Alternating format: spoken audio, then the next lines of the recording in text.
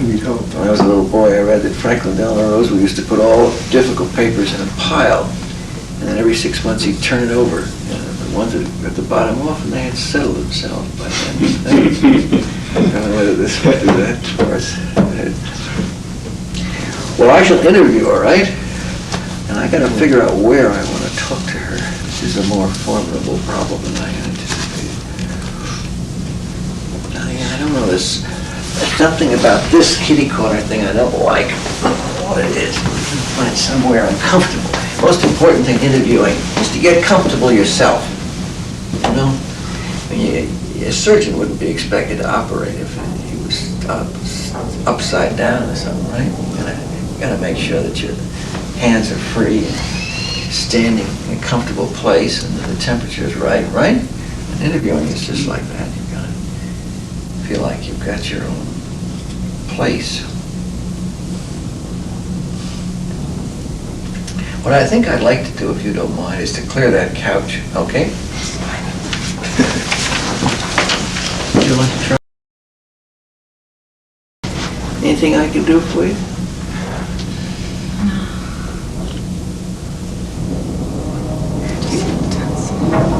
I'm just a little tense. It isn't just because of being in here. No, I woke up this way. It's kind of like a jittery feeling. Like something awful is going to happen. Yeah. You may have been living with that for a long time. Yeah, I suppose. Have you? Mm-hmm. It's like waiting around the corner, you know. Something's bound to happen. Something is going to happen. Something awful is going to happen. It isn't good news you're waiting for. No. I never think it's good news. You don't think it's good news? No. It's just a feeling I get. I never present myself as, I never say to myself, this is good. It's going to be good. Or you're going to get, it's going to be all right. It's always the opposite. Well, you may have heard a lot of bad news in your lifetime, I don't know. I guess my own share is everybody. Everybody? Yeah. Well, there are some lucky people. Yeah. Some very lucky people. You may not be one of them. No, I'm not. You're not? I'm not. No, I'm sorry. I'm sorry. What's the worst news you've had so far?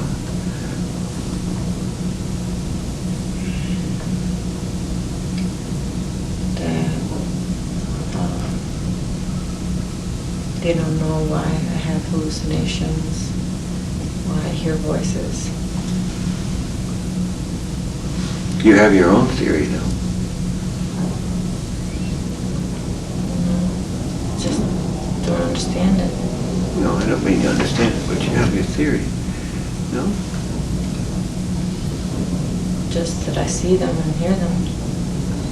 And that's not good news either. No, you can't tell anybody else. What? No, you can't tell anybody else. You try to tell them or explain, and how can they understand something that they're not experiencing?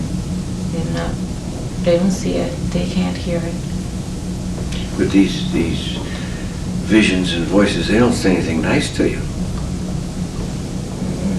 It doesn't appear to be that way. All I hear is I've got to go with them to do something. I don't know what, but I've got to go with them, to come with them. I don't know where I'm supposed to be going with it. Maybe you go around that corner where the bad news is. Could be. Do you ever say anything decent about you? Anything good about you? No. That isn't fair, is it? I never really think about it. I mean, you've done some good things in your life, right? You've done some things that you can be proud of. Yeah. Why shouldn't they remember those? They're not important, I guess.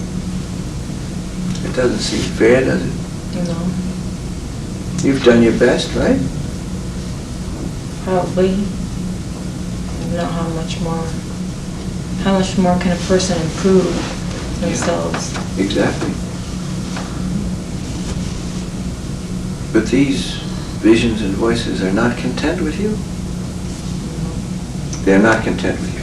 No, I don't think so. Why would they be happening? Why would they be calling to me or telling me to do things? It doesn't make any sense. If they were content with you. If they were content with me, I wouldn't be here.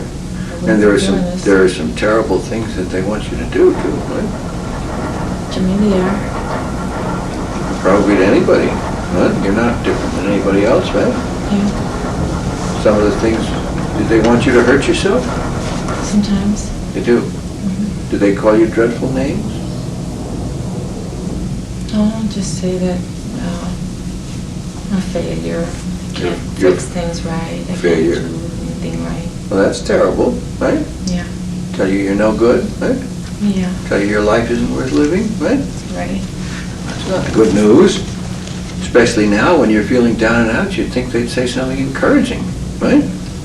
Help you get Yes, they would. help you get your spirits together, right? Yeah. That's a nasty trick to play on a person when they're down and out, right? No, I'm sorry. Some people are very lucky with their voices. Some people hear the most encouraging things you can imagine. Well, a lot of us are not so lucky. A lot of us are told we're no good at all. Doesn't make sense. No, it doesn't. You come from a vengeful church.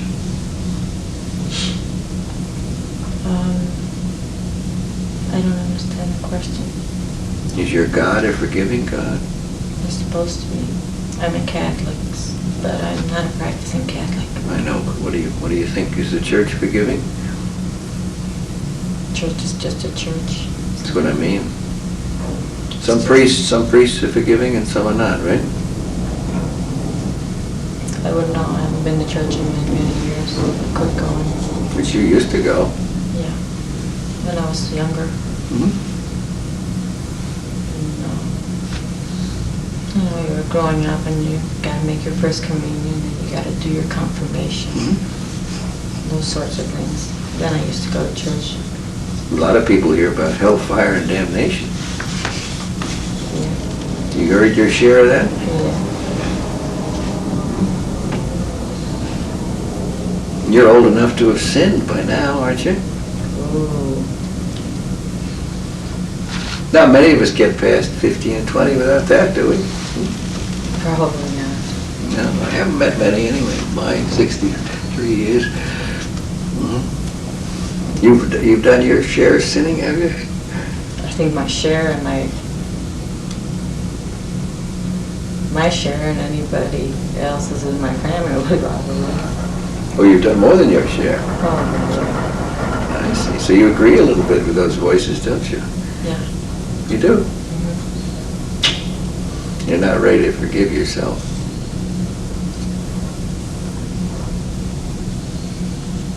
I find it difficult to do that. How many Hail Marys will do it? None. I don't pray. You don't pray. No, I don't. Gotta cut your throat to be forgiven? Sometimes I think so. A lot of people do. You didn't invent that one.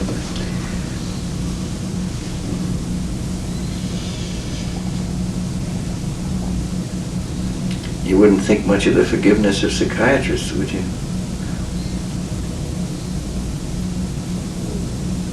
I don't know. I figure it's just a group of people trying to figure out something from some person.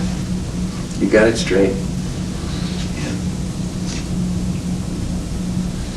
So if we forgave you, it wouldn't make much impression on you, would it? Not really. No. It doesn't make much impression on many people, I'll tell you that.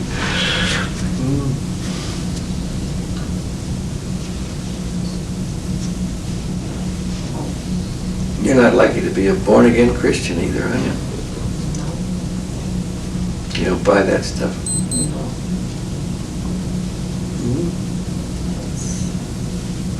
So all you got ahead of you is to burn in hell? I don't know if there is a hell. What do you mean you don't know that how you're living it? You don't mind my saying so. Well, Isn't this bad enough? yeah, probably. I hope it doesn't get any worse. So do I. But, right? Knock on wood. I don't know what worse can be. I don't either, but boy, sometimes it does. So this is not hell enough for you? I don't want any more of it. I didn't ask you that. Of course you don't want. You're not crazy, right? You don't want any more pain than you got, right? Mhm. But that isn't what I asked you. I asked you whether this was hell enough for you.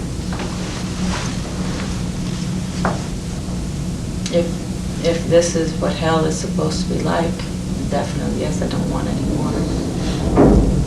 It isn't a question of what you want. It's a question of what you think you deserve. Deserve to.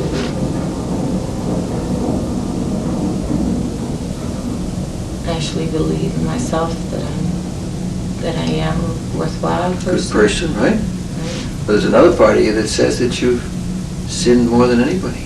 That's what you told me. Yeah. And that you deserve to be punished, maybe. Certainly not to lead a wonderful, good life, right? Right. It's like that's not really, it's not meant for me. Not meant for you. You're supposed to burn in hell.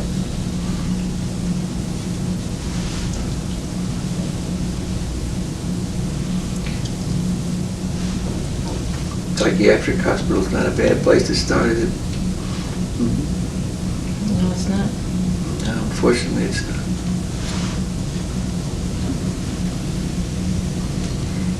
But nothing you did was so bad, was it? How can it be so bad? Huh? Because you hurt other people. I know, well, we all do that. We all do that whether we mean to or not, right? Yeah. We're all selfish, we all make mistakes, right? Right. Does that mean we have to burn in hell? Maybe not. I hope not. I hope for my own sake too, as well as yours. There'd be a hell of a lot less of us around. Well, you can say that again. I don't know whether there'd be anybody left.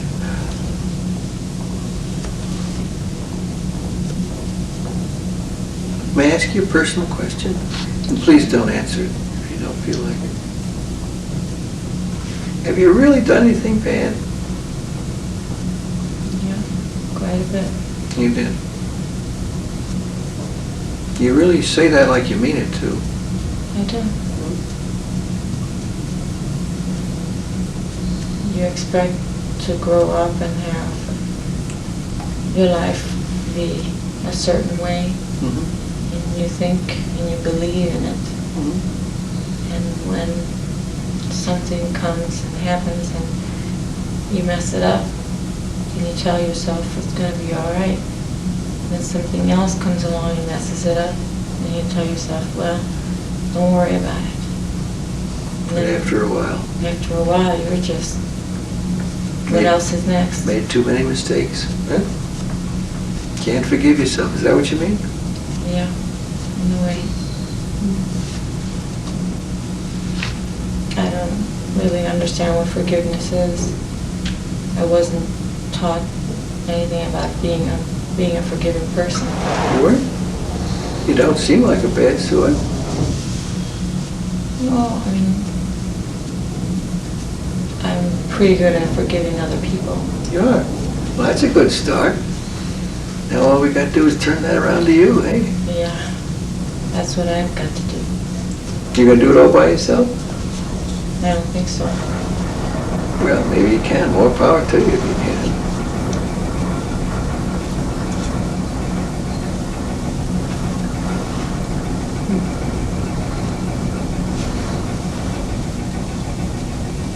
Might even be the better for all this, eh? Mm-hmm.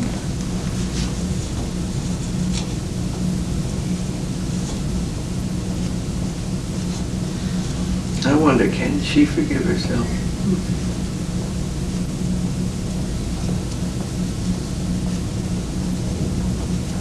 It's one of the projects I'm working on. You're working on it. That's good news. You making any progress? Some, I guess. You found anybody that likes you? That always helps.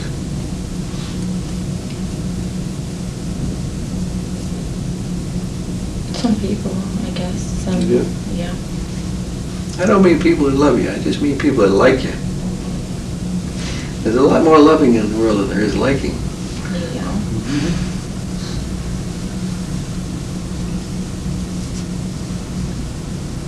I really don't know. I hope you find someone. Yeah. Someone who really thinks that you're worth another chance. Especially if that person is me. Means it. Oh yeah. But you can tell after a while whether they mean it, right? Mm-hmm. Whether it's a lot of bullshit or not, excuse my French.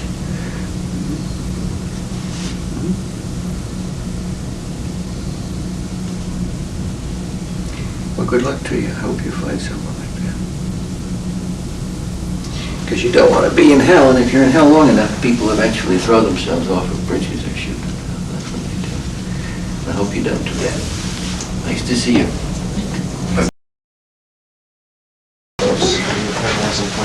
Is there such a thing as a moral psychosis? No, not yet, no. Can you go crazy because you make too many mistakes? It's an interesting idea to me, anyway. So I thought I would give you a lecture on hallucinations. But then I realized that it's almost time for lunch. You know what Winston Churchill said about mathematics? He said, once upon a time I understood all of mathematics, he said. Sines turning into cosines, infinity, it all paraded before me like the Lord Mayor's parade. But it was after dinner, so I let it go. Before lunch, so maybe I let this go. One of the most interesting, one of the oldest problems in psychiatry is the difference between the saints and the mad people. Harvard's greatest gift to philosophy was, of course, William James. And he wrote a book called The Varieties of Religious Experience, in which he explored the difference between mad people and saints. And the differences are hard to come by, since many saints are hallucinated, suicidal, incoherent, bizarre, etc. And so he did what others too have done, tried to separate out the two. And in keeping with that man's philosophy, he decided the difference between the saints and the mad people was that the saints' lives turned out better. They had more friends, they had better followers, they ate better meals, they were less often in the back wards of hospitals. They were more remoralized than demoralized. So that presented a nice problem to us. Because maybe the psychiatric profession, which on the whole looks down its noses at the whole idea of a moral psychosis, for example, who would really has a terrible time conceiving of an illness as having something to do with sin, even though the two, at one time in the history of the world, were not very far apart. Anyway, that presented us with some formidable opportunities and dilemmas.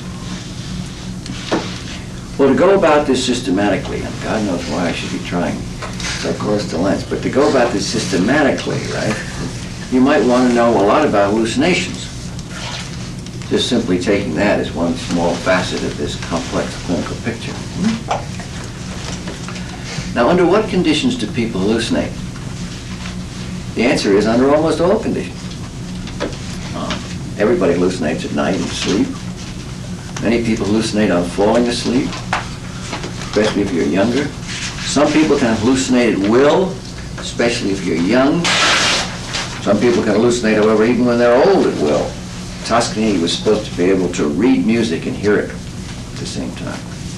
Goethe had a private television set, a little box he could put in front of him and see his imagination. Children do that. That's called being eidetic. Then there are, of course, 1,000 other things that make you hallucinate, from mescaline to sensory deprivation to sitting in the desert on a hot day to a million other things, right? One of the things that's most interesting that makes you hallucinate is danger. There's extensive evidence that you hallucinate if you're in sufficient danger. Now, I don't mean the kind of danger you're in. I mean, you're in danger of being bored, right? When I mean danger, I mean real danger, like danger of being killed. For example, when the great Admiral Robert Peary, who wasn't then an admiral, fell down an ice shaft, something he was prone to do because he was looking for the North and South Pole, and there were hazards of such incredibly silly enterprises. Anyway, when he fell down this ice shaft, I don't know whether you know what happened to him, but he reports that he looked up and there was a small sliver of sky, right? And then he was at the bottom of this ice shaft and there was nobody around, really. And the next thing that happened was that a voice said, "God is with you." And the next thing, and this is the part that will amuse you the most, I'm sure, is that he said, "Your left," God said, not Peary, God said, "Your left boot is unbuckled." This is how God gets a reputation for omissions. I mean that quite seriously. I'm convinced that may be the reason. I shouldn't say convinced, but it may be the reason. And indeed, when the great explorer looked down, he saw that his left boot was unbuckled, a very dangerous thing in an ice shaft. So he immediately buckled it up and did what we call thanking God. Now, when you get in extreme danger like that, God frequently appears. That is a well-authenticated fact. The history of war psychosis is full of it. The history of explorers is full of it. You and I, who lead, believe it or not, relatively safe lives, therefore are exempt from these opportunities for celestial experience. Now, why does God appear? Now, if this were the Wisconsin School of Divine Studies or Theological Enterprise, whatever it's called out here, you know, we would discuss this from one point of view. Since it is not, we won't. But instead, of course, we truck out our notions as to what happens when you are in extreme danger. For example, your mind splits, your mind scatters. And there's the superego part, or the ego ideal part, the conscience part goes in that direction. The ego part, the perceptual observing part goes in another, but they all stay around. I mean, they go a long way away, but they stay around. And so that as I've told generations of Harvard medical students, including your good colleague Jim, that when you go crazy, I've promised them that the way they'll be able to get across the very busy thoroughfare at Longwood Avenue that is in the way of their getting to the Harvard Student Health Services is that as they step across as they go across the street, just when they plant their foot on the dangerous thoroughfare, a voice will say, "Watch out, a truck is coming." And they'll look up and, like Peary's boot, they'll see it coming and they'll know they can't go yet. So in other words, our theory is that the ego remains operative, keeps an eye on things and reports into this fragmented self. Furthermore, those of us who are as lucky as Admiral Peary, when we get in trouble, somebody comes along and says, "Hey fella, you're great stuff. God is with you. Don't worry, I'll get you through." Which is just about the best news you can have, because if you're down at the bottom of an ice shaft, right, with nobody around, and the very great likelihood that that is where you will remain, right? If the supreme being of all human history appears and says, "God is with you," there's a chance that you might not get so depressed or so defeated that you would give up. So if there was any life left in you, this ought to nurture it. And then maybe, if you're a man like Peary and very good in the ice, you would find a way up that ice shaft and get out. And to use it, to mention another prominent divinity, Jesus Christ, that's what he did. He did a number of things. But the important thing is not to be demoralized. The important thing is to notice your boots. The important thing is to get on the ball. And God is a big help, as everybody knows. Not everybody, but as a lot of people know, in making sure that that happens. Now, in the opinion of yours truly, and not so many other people, in the opinion of yours truly, the difference between the saints and the madness is in the kind of advice the two get. Now, my theory is that when Admiral Peary was a little boy, long before he was an admiral, long before he was even a captain, long before he was even a man, he went out into the forest behind the house in which he lived, and he found a swamp. It was one of his first discoveries. I'm making all this up. And he went out and he found a swamp, and it was a very muddy swamp. But he was very proud because he didn't know it existed, and it was a deep place and very exciting and full of snakes and frogs. And he pounced around it for a long time. And when he came back full of his discovery, as proud as Punch, he walked in with those muddy boots. He always loved boots. Walked in with those muddy boots and stood on his mother's brand new carpet. Now, Mrs. Peary was a remarkable woman in this fictitious account of his life that I'm giving you. And when she saw her little boy, proud as Punch, but dirty as hell, on her brand new, very expensive English carpet, she didn't do what your mother did, and what my mother did, and that most of us ordinary mothers did. She didn't say, "Get your goddamn feet off my carpet." She went to him and she said, "Bobby boy, what did you find today?" No, I don't think for a minute that entirely fictional individual episode created that kind of relationship with his ideal structures. But maybe it happened a lot. And so that when he was down a big hole, worse than that swamp, dirtier than that dirty place, maybe that kept with him. And so somebody at that moment threw their arms around him and said, "I have faith in you. I know you won't give up. I want you back."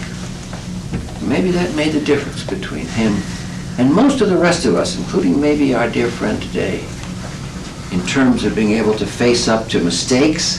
See, Peary made a much bigger mistake than this lady ever made. He was in much more danger than even this lady is in. And yet it's possible, and I want you to know that I know that the things I'm saying are purely speculative. But is it possible that maybe this lady, having made a lot of mistakes, wasn't that beautiful the way she said, well, she'd made a few mistakes and she could forget it and go on, then she made a few more and it got harder and finally made too many and had to give up? Live a little longer and you'll know more of what she means. And maybe at that point, her mind splits a little, and so she begins to hear and see things. But instead of hearing the good Lord saying, "My dear lady, we all sin, come back into the bosom of the church," instead we hear someone saying, "Go kill yourself." The particular vision that our good presenter told us about was that she sees a woman with long hair, was it Mary of the Catholic Church, telling her to go get a razor and cut her wrists. Because she sinned 4 times divorced in the Catholic Church, 4 times married, 3 times divorced in the Catholic Church. Is that what it is? Well, as I say, these are speculations, these are hypotheses, but it seems to me that they're possible, that maybe after enough mistakes, our mind begins to break up, and the returns begin coming in on our inner judgment. Notice how beautifully she helped me when I asked her if she agreed with those voices. And she didn't say, "Oh, those are just voices." She said, yes, she too judged herself as unforgivable. So now we have identification with the persecutory introject, if you like the fancy language of the Kleinians. Well, that's a theory about what separates the bad people from the saints, and it may be a good one, it may be a lousy one, we don't know. It doesn't exclude biological causation, because I bet all those changes must have extraordinary biological concomitants. Who knows what goes on in P2 dopamine sites at the moment in which your mind disintegrates? It must be a big deal down there. There must be things clicking and ficking and all the rest of it that you never heard of before. In any case, whatever the accompanying biological, social, psychological phenomena, it seems to me a lot might be going on, and a lot that's hard to integrate, hard to put back in. How do you forgive yourself? Most of our citizens, when they get down and out, they kill themselves. Large numbers of them. Or they get in an automobile accident, so they drink themselves to death. Or they do all the other ways by which we obliterate our mistakes. Right? But maybe in some of our citizens it takes a more vivid, real form, like this story. Well, here we are then. Say that's true. Say it's just not a lot of poppycock. If there's not a lot of poppycock, it leaves us in a curious position, isn't it? Because what we would like to do is to heal up those separate fragments. We would like to be able to see her home, like Piri, into a kind of integration, a kind of forgiveness. And so that's what I said to her. And she was wise enough to say and agree with me that it wasn't likely that the psychiatric profession was going to be the fount of such a celestial opportunity.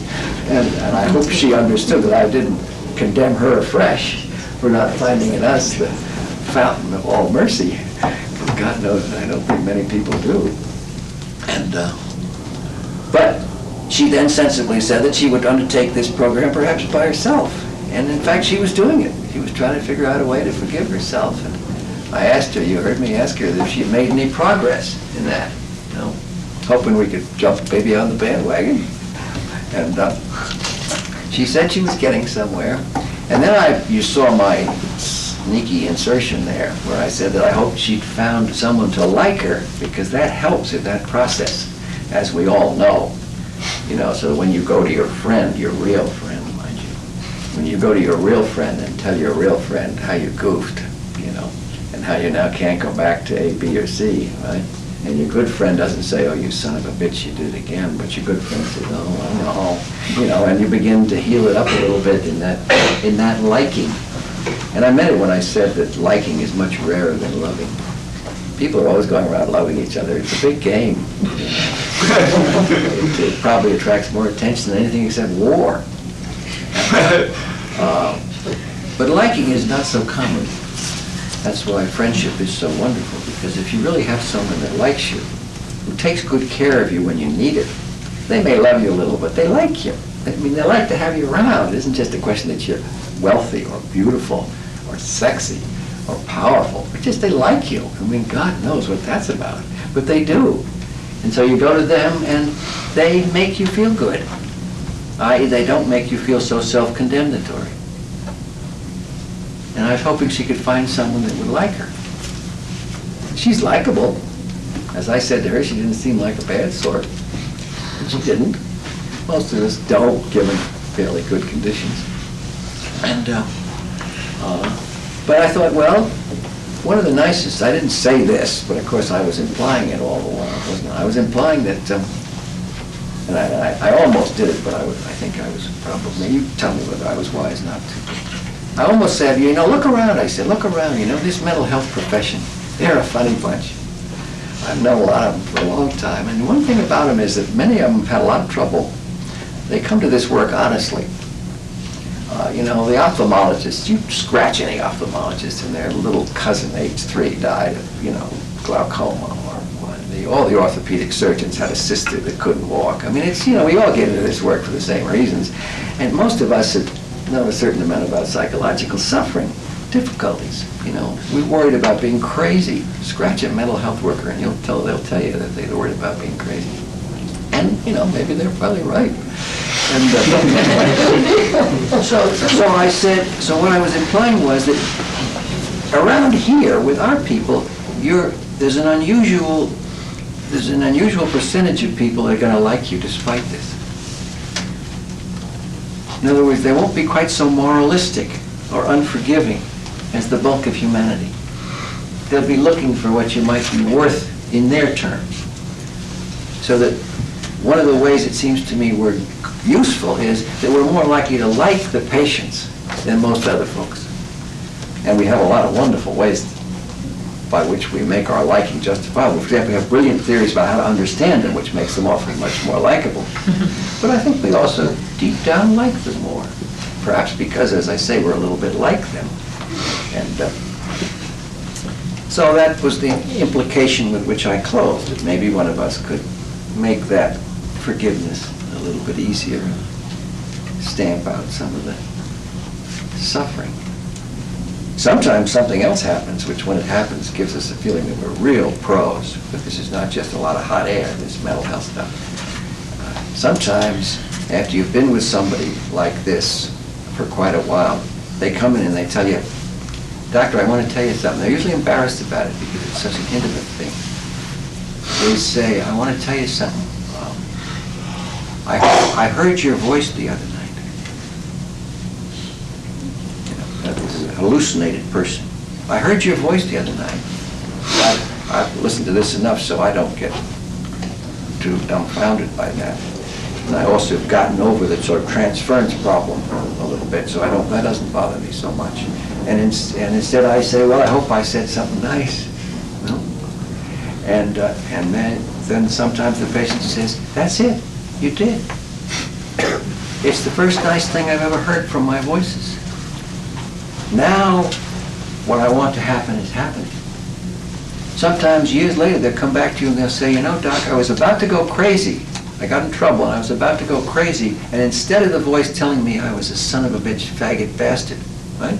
The voice said, it was your voice. They say, well, you're not so bad, you'll be all right. And then I felt better and I didn't go crazy. So all those awful things that our consciences tell us, those can be offset. All those awful things can be offset by people that understand us, maybe even like us.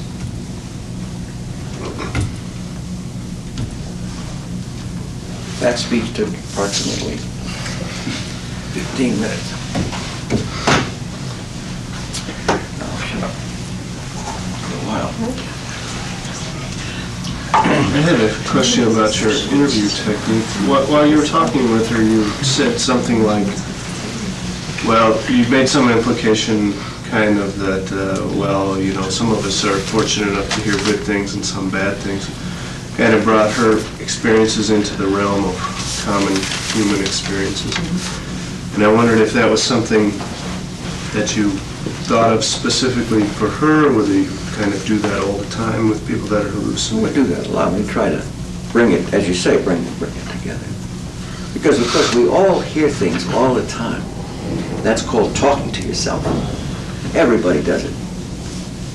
Some people have more vivid capacities to hear their thoughts than other people, or to see their visions than other people. There's a great variation in the human race that way.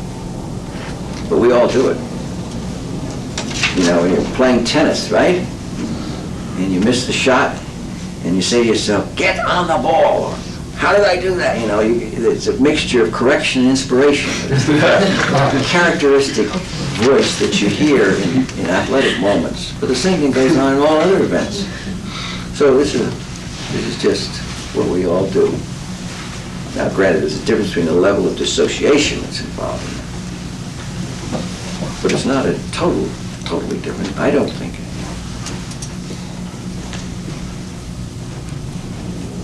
I play tennis sometimes next to the president of Harvard. And once upon a time, I'm ashamed to admit it, but once upon a time I thought that someone like the president of Harvard would be above matters like that. Because he occupies such a lofty and important position that he would have somehow risen above ordinary human foolishness. And but I can assure you, this is a direct report from the field, I can assure you that he is even more ridiculous than I am. And when he misses a serve, and his form is not very good, so you should expect to miss almost all. So this makes even more ludicrous the fact that with a ferocious expression, which must terrify his subordinates, with a ferocious expression, he turns on himself and says, "You goddamn fool." That's that expression, "You goddamn fool." See how the good Lord gets in there all the time.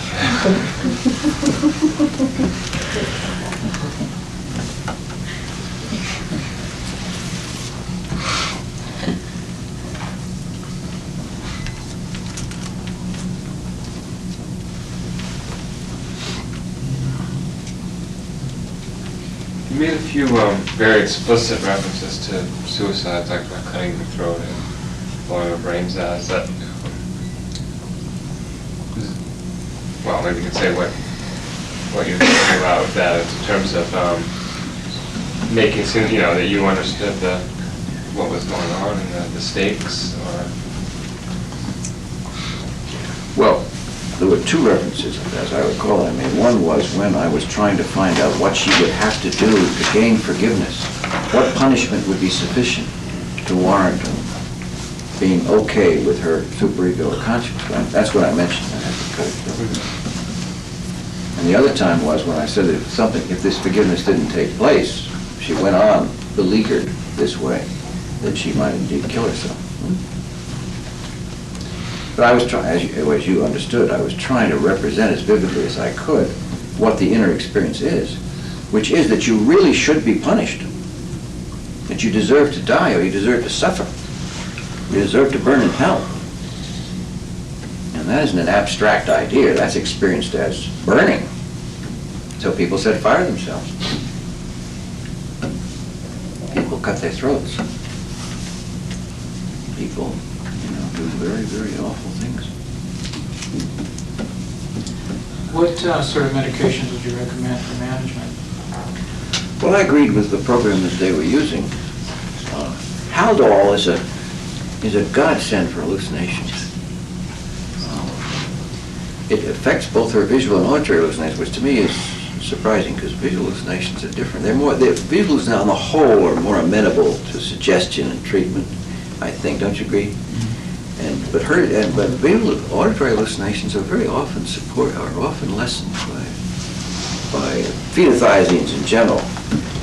The people whose knowledge of the phenothiazines I most respect tell me actually there's no difference in any of the medications in terms of that effect. But I know, at least in the last few years, I've been very impressed by Haldol's, the rapidity with which Haldol acts in those situations.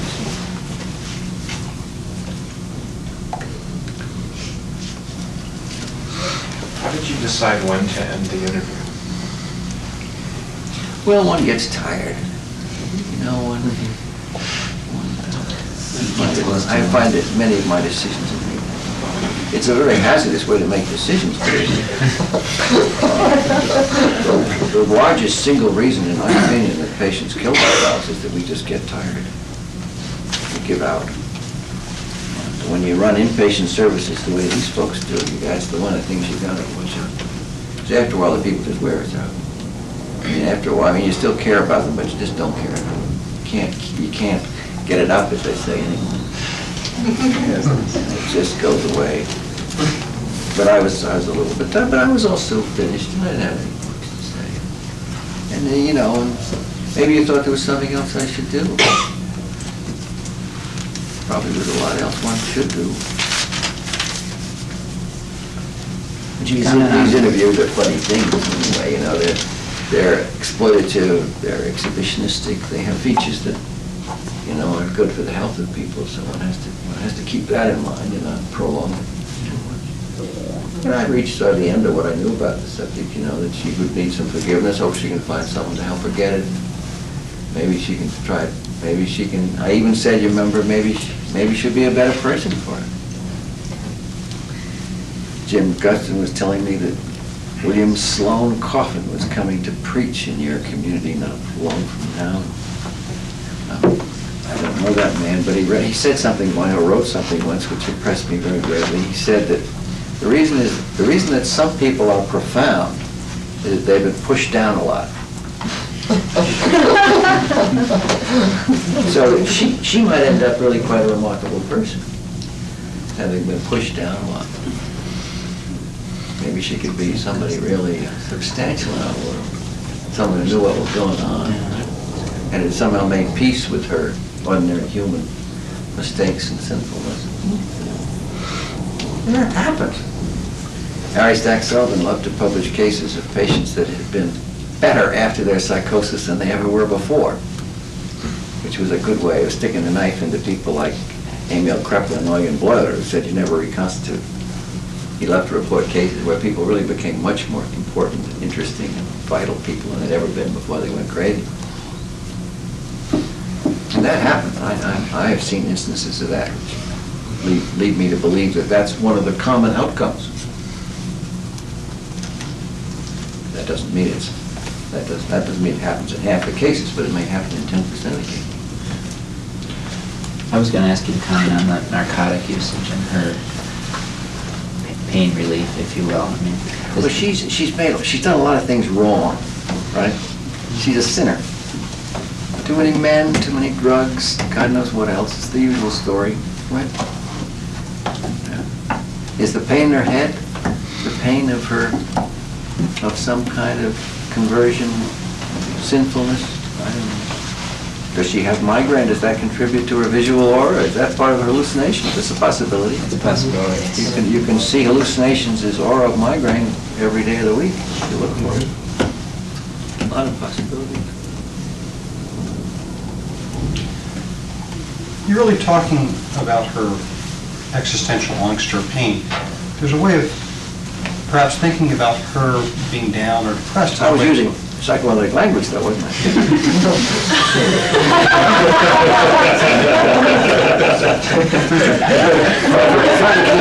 Trying to keep the folks together.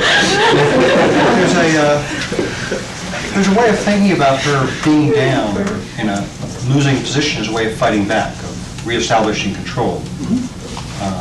There's her attempt to problem solve and achieve some potency in the world. You've not talked about that side of it yet. That's interesting. You go talk about it. Speak, develop that theme. That's a very interesting theme. I think the two can be there simultaneously at the same time. I think the pain is real, and then as she attempts to deal with it, she comes up with, we all achieve problem-solving solutions, and to some extent, she's achieved more potency. She can control us and her caregivers in her world more effectively by being miserable than she ever can by giving up that misery. But that traps her. Right. I think it's a big mechanism. It goes on so much. Yeah. That's right. So how do we make it possible for her to be well? Right? She can't keep our attention if she's well. A lot of what we do, of course, is to try to give people bridges outside of our system in which they can be well and still not be alone.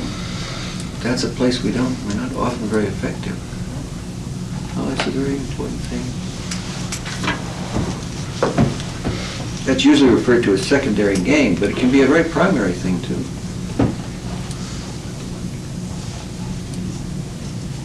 Secondary gain is to put it in a pejorative mode. Well, that's why I said that what I did. It can be very primary.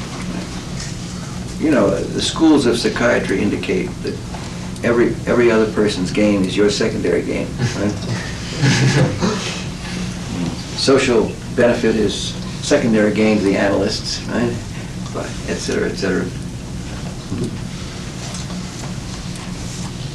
But your point that we are struggling creatures seeking to wrest some kind of living out of this jungle of ours, that central point I subscribe to wholeheartedly. But given her background, if you think back on the case yesterday in which we were discussing whether or not, or how to understand someone's hallucinations, the man who had lots of money that was potentially at stake. If her hallucinations took on a different character, she might, if they became more friendly, she might lose a lot too. I mean, she may never have had the experience of friendly hallucinations, but that's the bridge, I guess, to know that there's something more worthwhile to be had with them. Friendly hallucinations are big news. Years ago, I tried to make a study of how common hallucinations was in the psychiatric population. It's much more common. And I'm talking about reports, so you don't know what I spent a lot of time getting my reports, so I think that some of them might have been true. And I found a great many normal people who hallucinate.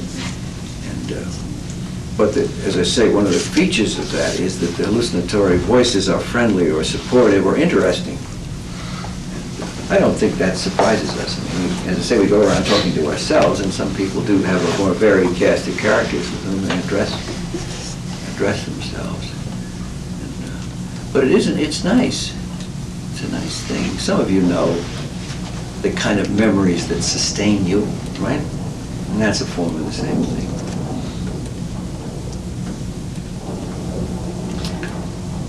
Back to what you said about liking people, the importance of that. Can we treat people that we don't like them? Or should we refer them? Well, sometimes it's tricky because there's some people that you can't treat if you do like them. Because you can't you can't provide enough distance for them from certain things that they need to get more distance from. You know, the greatest psychologist in the town that I come from is called Red Auerbach, who has proved his capacity in this direction many times over by taking a lot of semi-psychotic 7-foot-tall males. And I'm not exaggerating some of their characteristics, if you've known the biographies of some of these people. He's taken these strange, gangly creatures and turned them into happy, inspired, unbeatable combinations, doing some of the most difficult things athletic they can do. So he's a genius. And he hasn't done it once or twice. He's done it for 25 years. You accumulate a record like that, and you're a pro. Anyway, he was asked once how you manage a basketball team. You know this story? He said it was very, very simple. He said, there's only one decision you have to make. It was like all geniuses talk this way, like they know intuitively. And he said, there's only one decision you have to make managing a basketball team. You have to decide who to kick and who to kiss. That's one of the first things I tell the residents. You got to decide who you kick and who you kiss. Because some people, if you kiss them, they'll kill you. Some people, if you kick them, they'll shine. And vice versa. And the trouble with us mental health professionals, one of the troubles with us, at least trouble with me, is that we're specialized. We're good at kicking or good at kissing. I mean, if you like to kick, for example, you go into interpretive psychoanalytic work, you can say perfectly awful things to people all day long. And some of them are extremely useful. And many of us are more sort of, love them and weep types, and we kiss everybody, and we do that all day long, and that's useful for some people, but it's not very good for other people who need to be, kicked. And one of my plan for psychiatric training, which is a funny term, like what Gandhi said about civilization, that would be a good idea, right? It would be nice. My idea of psychiatric training is to teach the kissers to kick and the kickers to kiss. And then when they graduate, they got a better chance to run the basketball team. But there's some people that you do very well with it, you don't like it very much. The trouble with it is, or not the trouble, but the nice thing about it is if after you've been kicking them successfully for a while, you really get to like them. You think that way. So that, I don't think it's necessary to like patients. It is important that they pay.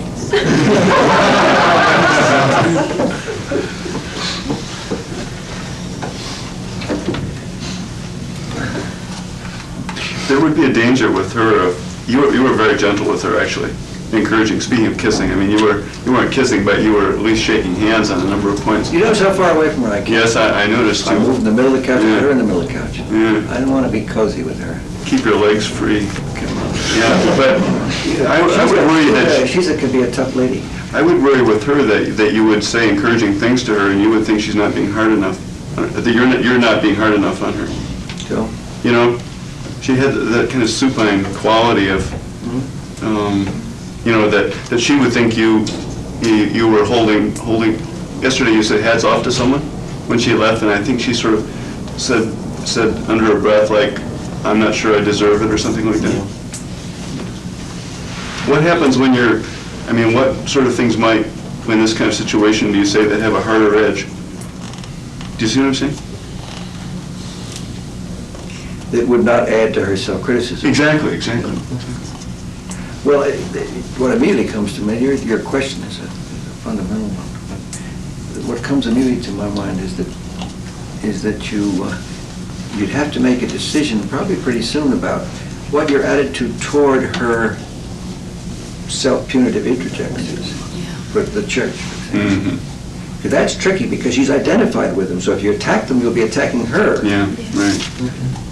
And as you know, my approach to that is to try to defend what is attacked rather than attack what is attacking.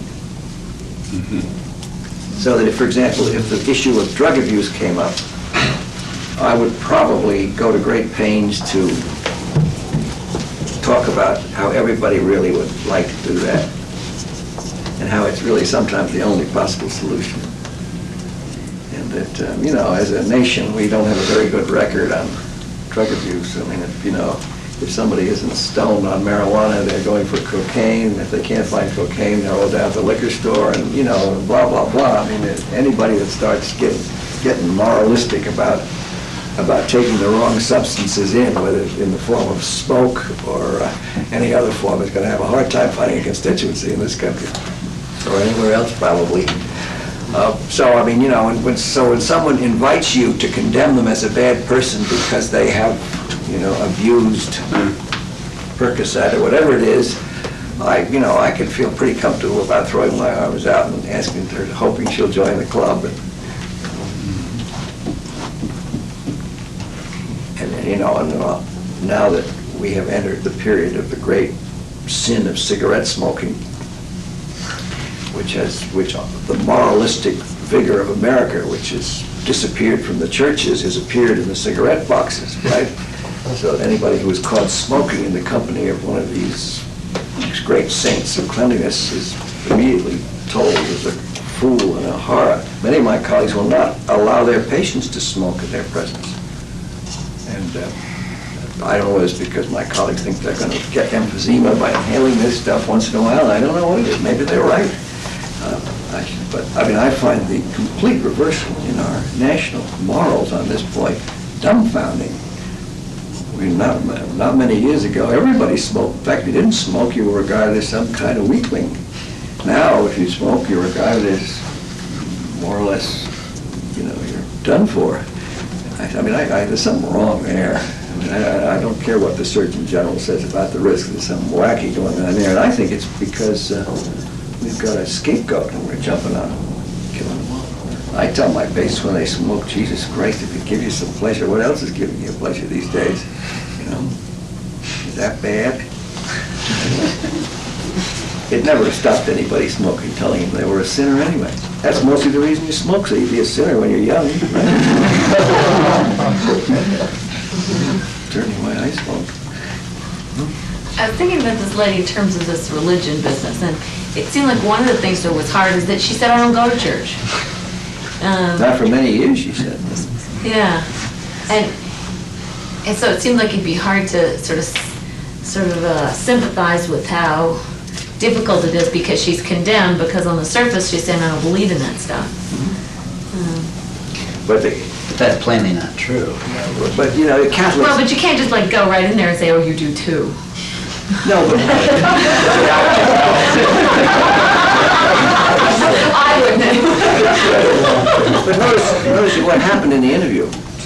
When she said she hadn't been for a long time, and I said something like, well, but they preach that sin and damnation stuff, and you never get it out of your head, and she said, that's right. And you don't. And the great thing about the Catholic Church is that although they put that stuff in, if you can stay with them, they give you a little box and you can let it out. You quit going to confession that you're in trouble, right? Yeah, that's true. That's where she is. Yeah. She's blown her bridges behind her. And so you have to find somebody else that you can come to like enough and like you enough so that forgiveness can take place again. Can you say some more about how you kept your distance? I mean, you in fact set up at least the physical distance before she even walked in the room.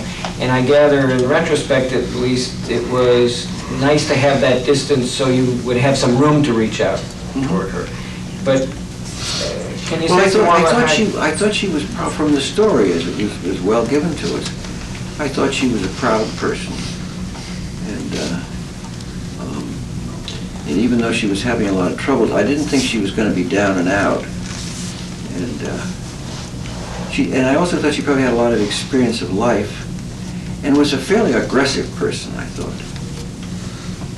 So I wanted to have a lot of space in between in case she decided to get nasty with me. And I didn't think she was going to hit me or anything, but I thought she might really get contemptuous and nasty. And I wanted to have enough room there so that psychologically it would take a little longer to get across to me, so I might be readier to receive it. It's like if if you're a pitcher and a batter, and the pitcher is very good, you'd be thankful for every foot between you and the mound, right? And maybe that's psychologizing what is something physical, but at least it helps me. Stand back when you say that, people say, right? That's a good idea.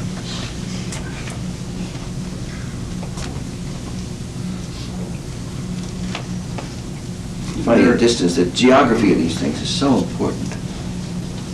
You know, Freud's idea that you put someone on a couch and go out of sight was a brilliant idea in terms of the kind of freedom it gives you. I remember when I was being interviewed for the Psychoanalytic Institute, I went to see a woman named Leolia Dalrymple. How's that for a name? And she was one of the training analysts at that time in Boston. And she had a long, thin room. It was about as long as this room, but it was thinner. And I was scared to death, of course, going in there to be interviewed. And I sat down, and lo and behold, she started walking. And it took her, 5 or 10 seconds to get the other end of the room. And she sat down, and there we were. I felt like one of those people in the old Palazzo Venezia, whatever, no, that's not right, El Duce's place in Rome, where he would be on 20 feet away on top of a big desk and scaring everybody. I felt a little bit like, but she was far away. I could see her. But she was a long time away. But it had, and I don't know if it was her or this, but I think it was partly this distance. It had an effect on me. I would have told that woman anything. I mean, it was amazing. I started talking. I was scared, uptight, an obsessional character, ambitious, trying not to, all this stuff. And I was, and most people, I wouldn't tell them my name. And in no time at all, I am jabbering along like a mockingbird. And I don't know, I don't remember what I said. I mean, I just talked. And she stood there at the other end, and she didn't take any notes. She sort of looked at me, no doubt, painfully. I think there was something in that distance. And I've noticed that a lot of people who practice analysis, when they sit up, increase the distance. And they work that way. And it helps with the free associative process, I think. Almost as if you're going to be free to speak out, you don't want someone too close to you. You want more time and space. I know that's I'll never forget that interview. And it was like it was underwater, too. You didn't know where it came out. It was like you'd been anesthetized. It'd come out, it's over. Didn't remember what happened.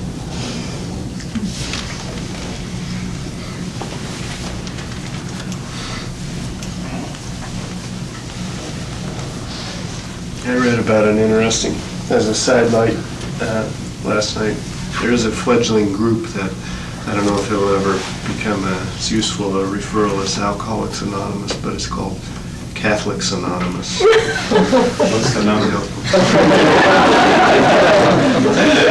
I never heard of it. These are ex-Catholics that come together and talk about the church. They also start off saying there's a higher power and they can't.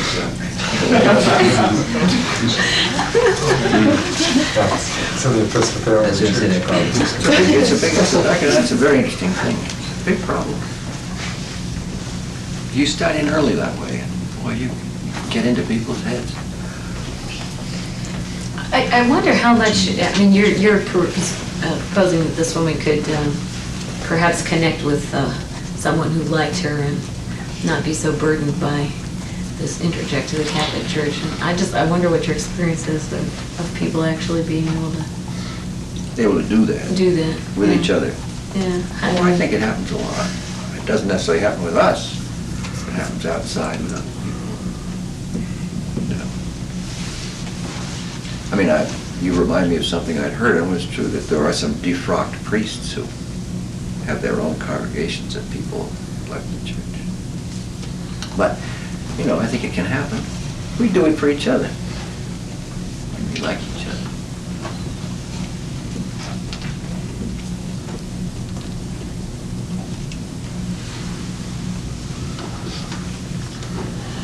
I've got somebody in the ER with I'm going to see in a few minutes with a very similar problem, which you're going to have to come with me instead of going down to the State Street.